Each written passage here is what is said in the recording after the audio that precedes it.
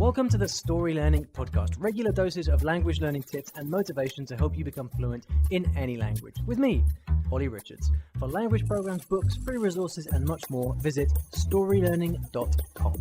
Good morning, everybody. Welcome back. This is episode 203 of the I Will Teach You a Language podcast. How time flies. Very quickly, we're going to be at 300. It's a beautiful, hot, sunny day here in the UK. This whole month, I have been flat out recording for the new Conversations series, which has been really fun. Here in London, I've kind of got this makeshift studio, and every day I have 6 native speakers of the same language come, and we record all of the conversations. There are 6 characters in each of the languages, right? So, for example, when we do Chinese, I had 6 Chinese people come, all on the same day, and we were kind of recording the different dialogues one after the other. It's super exciting. It's been a lot of work, though. But very rewarding and very interesting as well to spend all this time in specific language environments.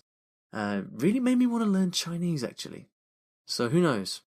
Maybe there'll be something coming up in that vein. Right then, today we've got a question that coincidentally is related to the Conversations project. Now, without any further ado, let's get into today's question from Miles. Hi Ollie, this is Miles from the UK. First of all, thank you very much for your podcast. It's been a massive help for me with my languages, really getting me to focus and make the most out of my language learning.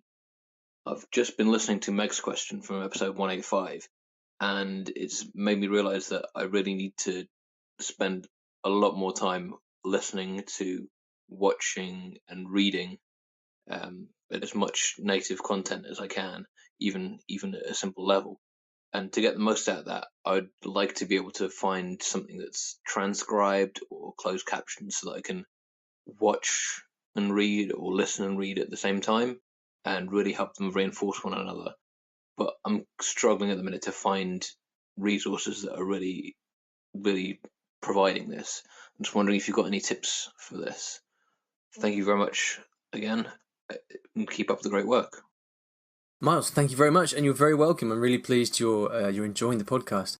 Right then, so as I mentioned in the intro, I've been this is a problem. It's not just you, Miles. It's a real problem to find this kind of material.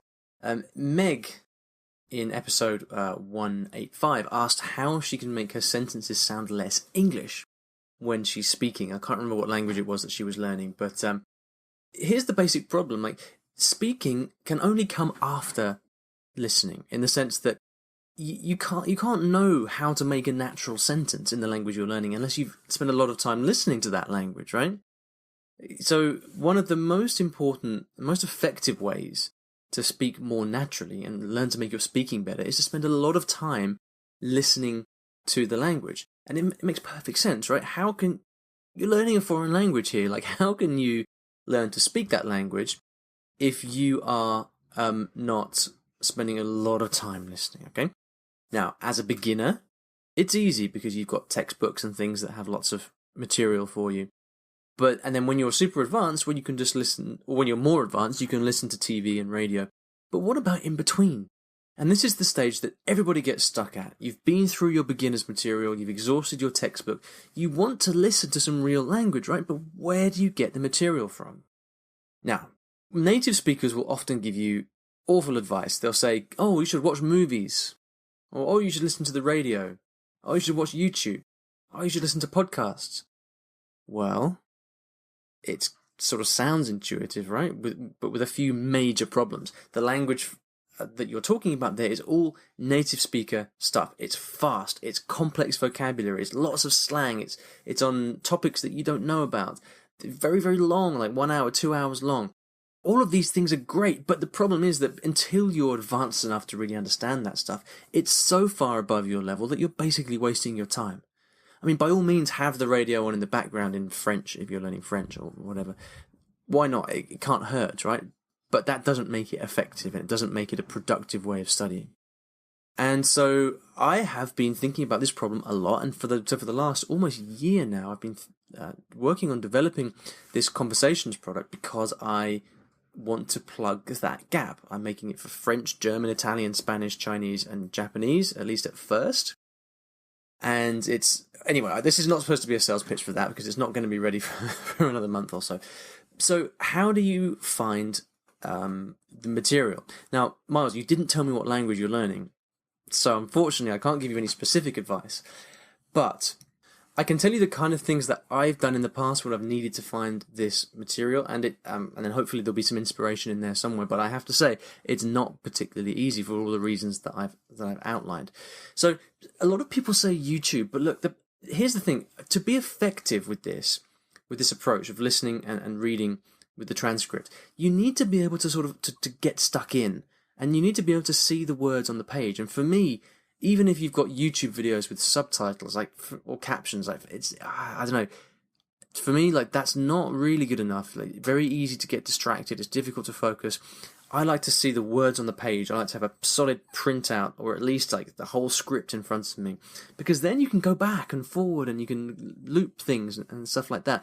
When you're doing it on a screen and you're trying to sort of look at the captions on the screen, it's just not a good way of learning. Often I like to pause the audio and then actually spend some time with the script by itself, but you can't do that if you've got subtitles on the screen. And anyway, most of the time, when you do get captions, they're not accurate anyway, especially in languages like Cantonese. So I tend to just ignore YouTube and movies and radio and stuff for the purposes of real study. I should also say that here, we're not talking about just plugging your time with a bit of listening. We're talking about spending your core study time every day. What I do with Cantonese is I sit down every morning and have this dedicated time, about 45 minutes of focused listening, and I listen and I read, and I read along with the transcript, and this is intense studying, right? It's not just cooking and having a bit of radio on in the background. I just want to kind of make that clear. So what have I done in the past? Well, one thing you can start with is graded readers. You may know I have a series of graded readers on Amazon, which I'll link to in the show notes here, but they're short stories for beginners. And that's cool because you can get the Kindle book or the paperback, and you can get the audio book as well, and you can listen, and you can read the book and listen along at the same time. So definitely have a look at those. The caveat with that is that they're stories, right? So it's not natural conversation. Although I did write them to have as much dialogue as possible, it's not natural conversation. So you just have to kind of be aware of that. But I think for everybody, that's the number one place I'd go to. Go and pick up a copy of my books if you're learning a language in which I have it. If not, then you might be able to find others. There's a resource called Fluent U, which I really like. There's also Easy Languages on YouTube. Again, there are caveats here. Like I said before, the problem with video is that it's just not conducive to really in-depth study. So I like Fluent U, and I highly recommend it to get more exposure. But I haven't found it to be the best for that kind of in-depth study. But that might just be me.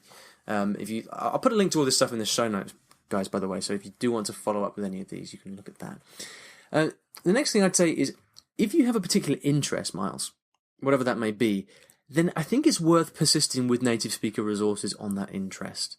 All right. So, for example, I subscribe to this Cantonese podcast called SBS Radio. It's an Australian network, and they have these podcasts in lots of different languages. And most of the time, when I turn on the radio, I really struggle to understand anything. Yesterday, I was trying to listen to something about some new policy from Xi Jinping, and how that affects international trade. I don't know.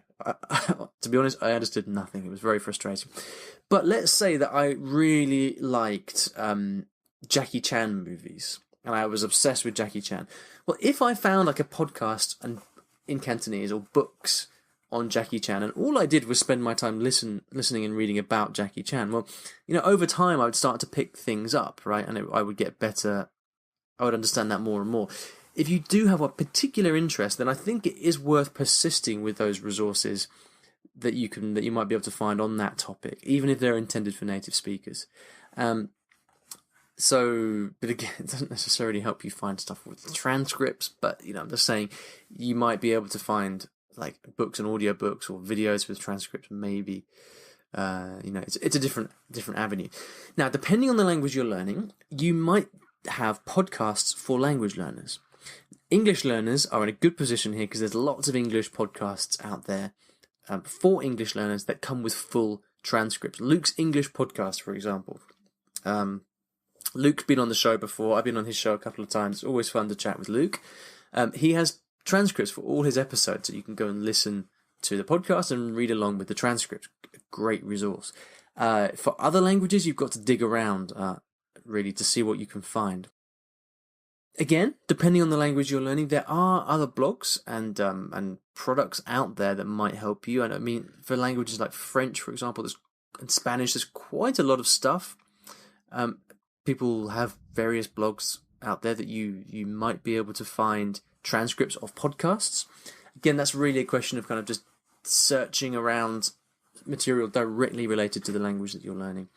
Also, the other thing that I've done, precisely because I found this so frustrating in the past, is that if I've got a video on YouTube that I like, or a clip of something that I think is really interesting, then what I'd often do is I'll often hire a teacher on italki, and I'll say, look, can I pay you an hour of lesson time and you go and transcribe this video for me? That's really useful because then you've got your video, right? But then you end up with the written transcript, so you can actually study that in a good way.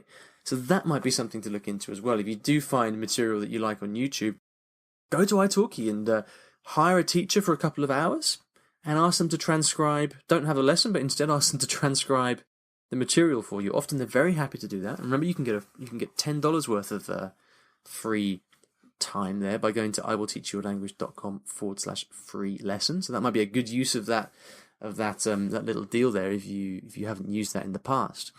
So I've done that before, and it's really it's been really, really helpful.